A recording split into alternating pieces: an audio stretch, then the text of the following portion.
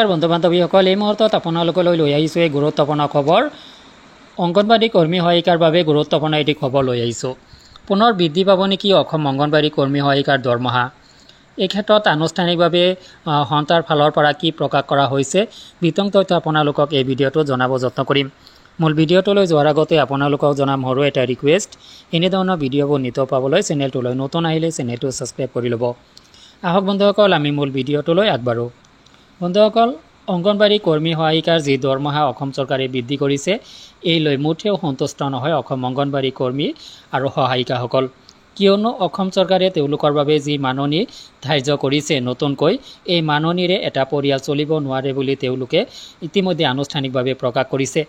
তো বন্ধুসকল, তেওঁলোকে দৈনন্দিন তেওঁলোকৰ যি নিত্য প্ৰয়োজনীয় সামগ্ৰী, তেওঁলোকৰ যি মৌলিক যি ফাণ্ডামেণ্টেল নিডছ আছে, ফাণ্ডামেণ্টেল নিডছখিনি পূৰণ কৰাত অসমৰ্থ হ'ব বুলি তেওঁলোকে আক্ষেপ প্ৰকাশ কৰিছে।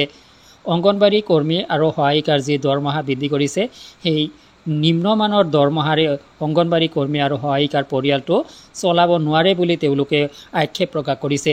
আৰু ইতিমধ্যে তেওঁলোকে এই খবৰখিনি বিভিন্ন ধৰণৰ আনুষ্ঠানিকতাৰ মাধ্যমেৰে চৰকাৰক অৱগত কৰাবলৈ যত্ন কৰিছে যে তেওঁলোকে অংগনবাড়ী কৰ্মী সহায়িকাৰ বাবে যি দৰমহা অসম চৰকাৰে ধাৰ্য কৰিছে, এই লৈ মুঠেও সন্তুষ্ট নহয়। আৰু দৰমহা বৃদ্ধিৰ যি দৰমহাৰ গাঁথনি, সেই গাঁথনিটো পুনৰ বিবেচনা কৰাৰ বাবে চৰকাৰক ইতিমধ্যে আহ্বান জনাইছে অসম অংগনবাড়ী কৰ্মী আৰু সহায়িকা সন্থাই। তো বন্ধুসকল, আচলতে পৰৱৰ্তী সময়তহে ইয়াৰ এইটো আনুষ্ঠানিক যদি ঘোষণা কোনো আহে, তেতিয়াহ'লেহে আমি গম পাম।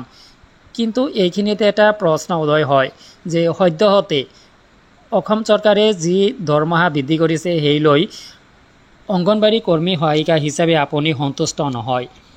তো আপোনাক সন্তুষ্ট কৰিব পৰা বিধৰ দৰমহা সদ্যহতে অসম চৰকাৰে দিবনে? ইয়াত কিন্তু এটা প্ৰশ্নবোধক চিন আছে।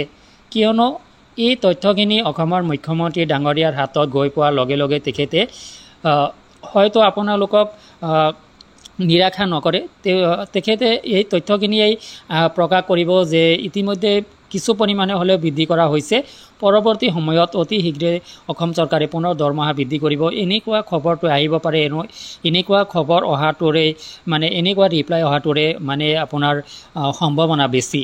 এইটো মোৰ ব্যক্তিগত এটা অভিমত, ব্যক্তিগত এটা ধাৰণা যে পুনৰ দৰমহা বৃদ্ধি সংক্ৰান্তত যদি অসম চৰকাৰক অৱগত কৰা হয়, মুখ্যমন্ত্ৰীৰ কাণত যদি তথ্যখিনি গৈ পায়, তেতিয়াহ'লে তেওঁলোকে আপোনাক মানসিক শান্তি প্ৰদানৰ কাৰণে তেখেতে ক'ব পাৰে বা তেখেতে উল্লেখ কৰিব পাৰে যে আমি পৰৱৰ্তী সময়ত কিছুদিনৰ ভিতৰত আকৌ আপোনালোকৰ দৰমহা বৃদ্ধি সংক্ৰান্তত বিষয়টো বিবেচনা কৰিম। তো সদ্যহতে তেওঁলোকৰ বাবে অসম অংগনবাড়ী কৰ্মী সহায়িকাৰ বাবে অসম চৰকাৰে দৰমহা যে পুনৰ বৃদ্ধি কৰিব, খুব কম সময়ৰ ভিতৰত যে বৃদ্ধি কৰিব, ইয়াত কিমান আশা আপুনি দেখিব পাইছে? আপোনাৰ পৰা জানিব বিচাৰিম। ভিডিঅ' কমেণ্ট ছেকশ্যনত অৱশ্যেই কমেণ্ট কৰি জনাব। আজিলৈ এৰিছোঁ, ধন্যবাদ।